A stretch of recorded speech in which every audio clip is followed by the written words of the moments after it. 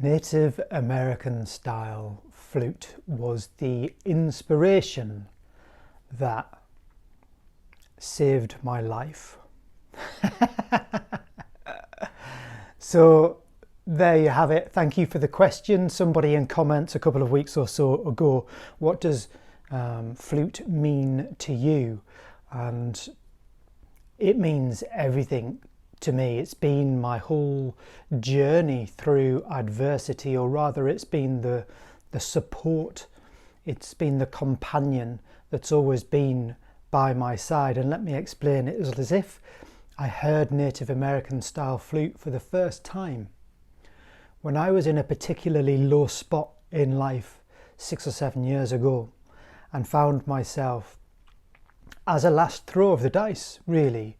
It was quite desperate, and sat with the now well-known plant medicine of ayahuasca out in the jungle in Peru for, say, I don't know, it was 4 weeks or something. I did a lot of ceremonies, a lot of medicine in a short period of time, and the integration from that has been till now, really. And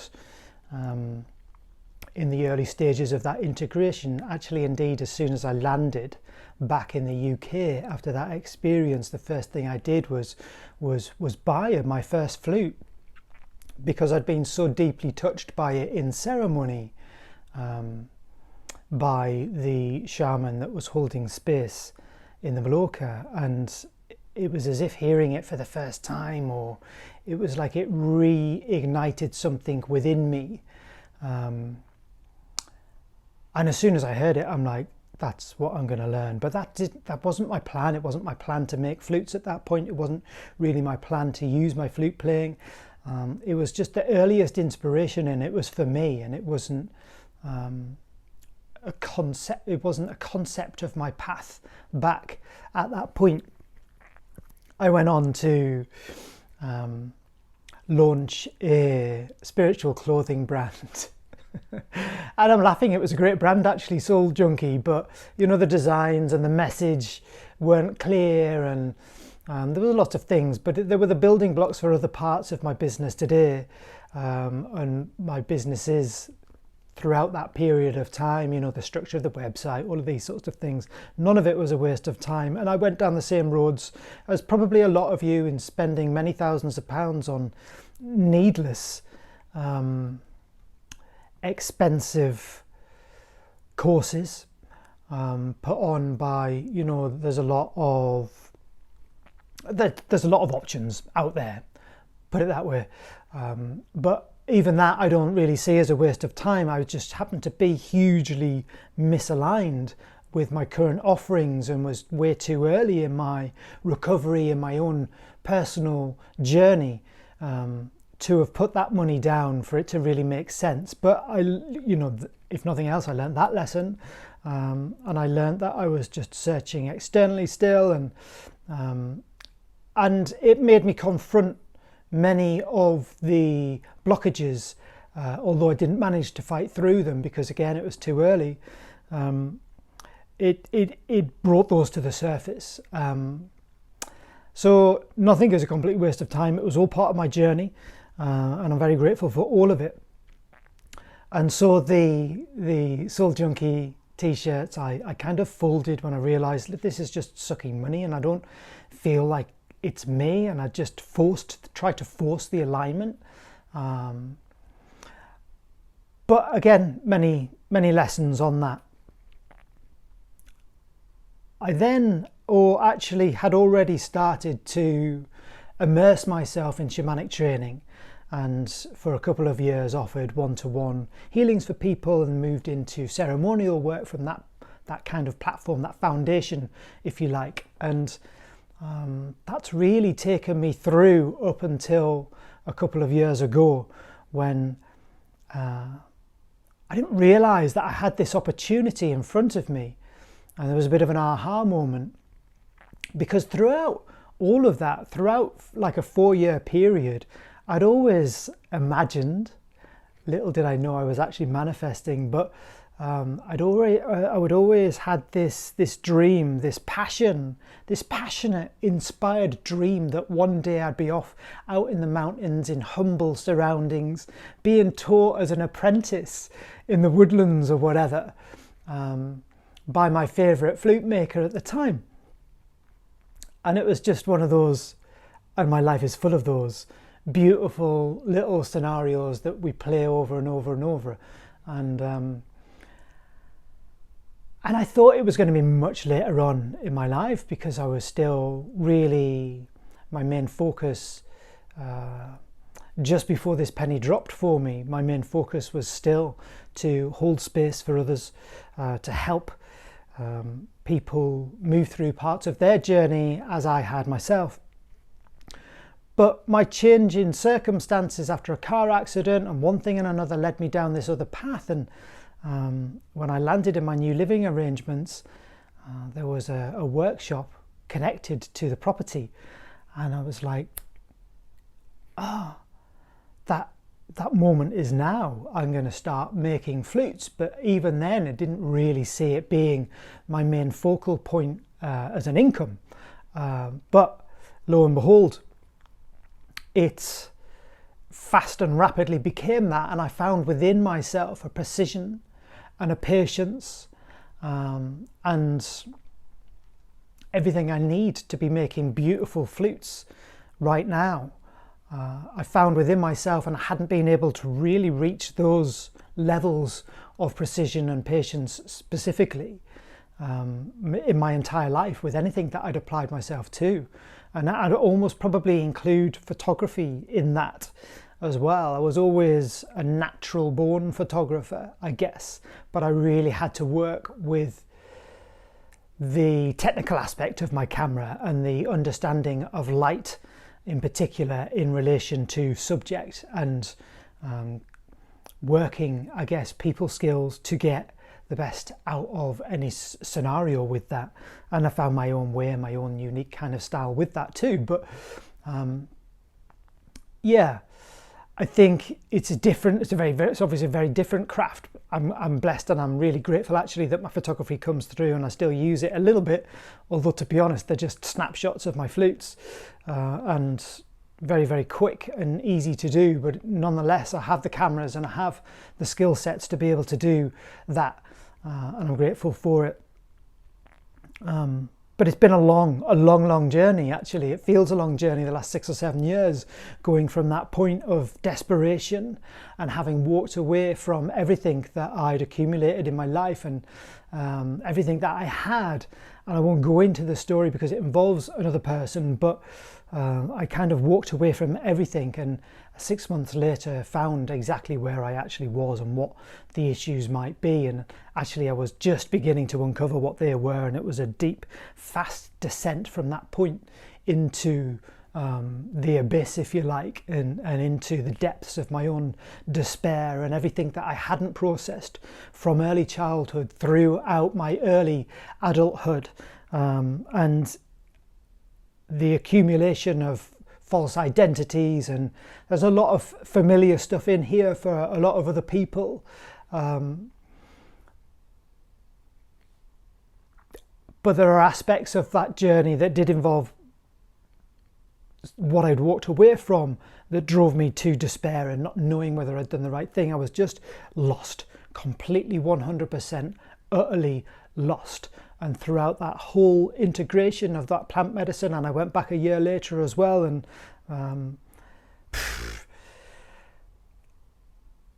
the companion has been the flute throughout all of my thought processes, throughout all of my journey, throughout all of the places that I've turned to.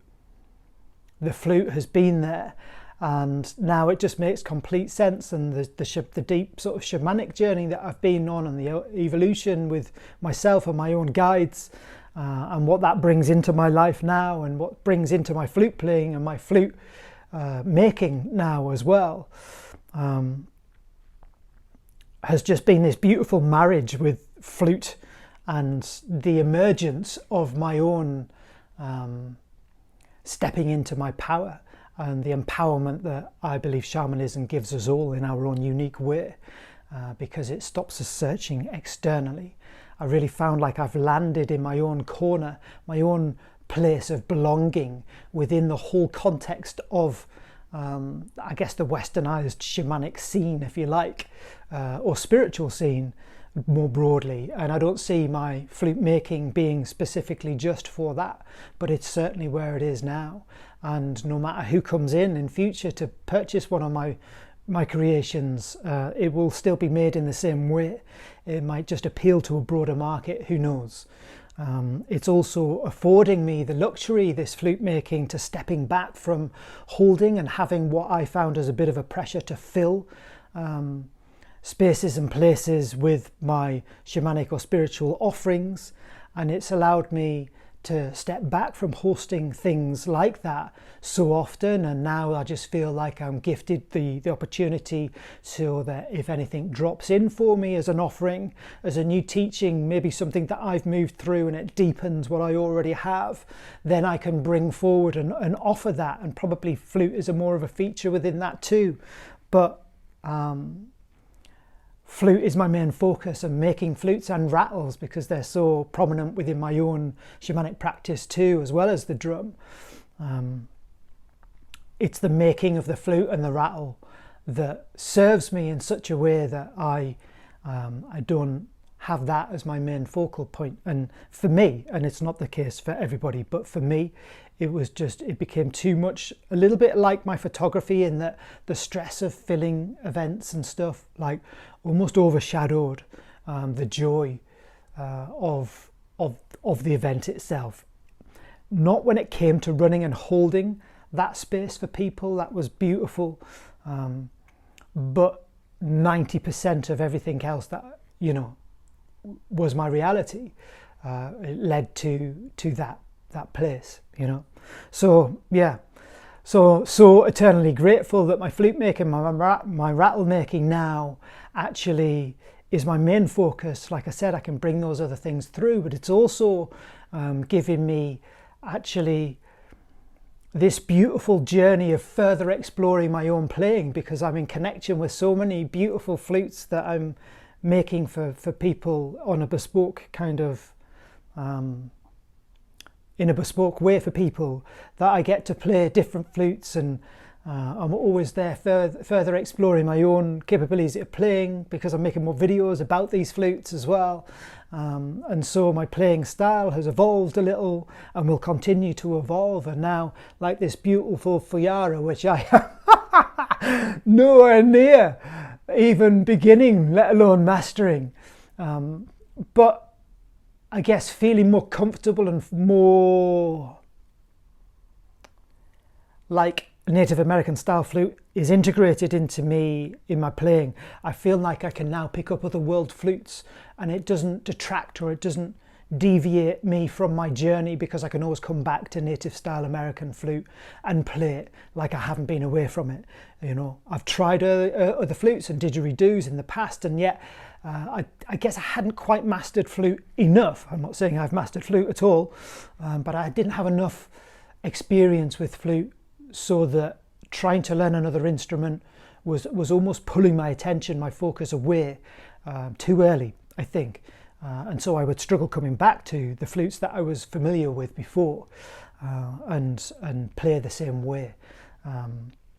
So it's broadening my own flute journey to a different world flutes. I've got a cabal coming soon as well. I'm looking at exploring a friendship with another brother that I know online that sells very different types of flutes too, and I'm looking forward to purchasing one of his, and that I know is a huge learning curve too. And I'm trying to remember, and I can't remember the type of actual flute that is, but stay posted. There'll be something on it soon, and I get to explore all of these beautiful, particularly at the moment, the cavale. The cavale is really speaking to me. The sound is so unique, and yet it plays in a similar way to Native American style flute as well. So yeah, it's just become my life, and it's almost been, it's like now I realise and I recognise that flute was what it was all about, but it stayed so much in the background throughout that whole story. And like I say, it's been a 6 or 7 year integration period really for me to now have been here offering these crafts, and I just feel so blessed and I feel honoured and I feel emotional every single time a bespoke order comes my way. So thank you so much for everybody that has bought one of my flutes or my rattles thus far, and to everybody that is patiently waiting for theirs to be made as well, because I'm being blessed with you know, probably about, I guess, 8 weeks worth of work, I guess, in advance. So I must finish this video soon to get back into the workshop and to stop these people waiting. But it's a beautiful, beautiful process that actually can't be rushed. And I do work on several projects at the same time, because it's not really until each piece drops in thoroughly for me, each move. I can't just work on one piece from start to finish and be in flow. Sometimes it's time to stop. And sometimes I'm really in the mood to, say, tune a flute, or no, I want to do pyrography. It's coming from the heart, you see, that's what it is. And it's just clicked in for me, because it's literally, it's coming from the heart. What do I actually feel like doing today? What am I engaged with? What is coming through me today? Am I in the mood for tuning? Am I in the mood for marking up or hollowing out, or, you know, because that's a very grounding experience for me, or like just beginning to negotiate my relationship with a particular branch or a new set of branches that I might have found. So stripping branches and sanding them with my bare feet on the ground is just a beautiful thing to do sometimes, you know. And so if I have one project from start to finish, it kind of almost feels like I'm forcing parts of the journey when it's not really, you know, ready. And these places of rest between on those journeys for each individual piece allow things to drop in, like the image that might be on the flute, or it gives me a chance to journey about what spirit is giving me, or and how I'll make this work or that work, or where exactly to align the airflow of the flute or something like that. You know, it's not always obvious. It's not something that I work out mathematically. So yeah.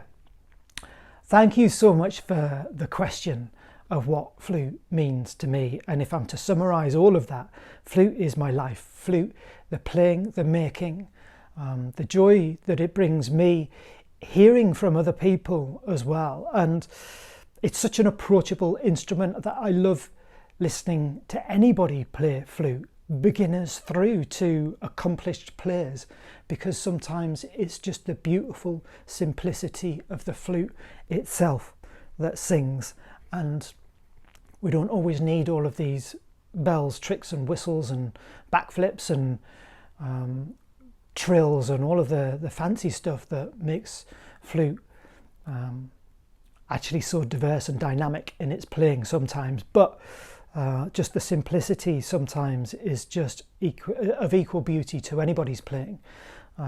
So yeah, if this has inspired you, you would like to know more about my flute making, then check out the other videos. Check out my Facebook in particular and my Instagram in particular. That's where you'll see all of the short video content of my flute making and such things. And on this platform, actually on YouTube, I kind of tend to drop in and do free tutorial video content for people to help people on their journey with flute that might be looking to explore from the basics up. So yeah, thank you for the inspiration for this video. Thank you. If you've watched till the end, please do like and subscribe. Help this channel grow, and I don't know for what reason, but maybe it's just part of everything moving forward. So thank you for taking the time out to listen to all of that. Sending you lots of love, and I'll speak to you soon.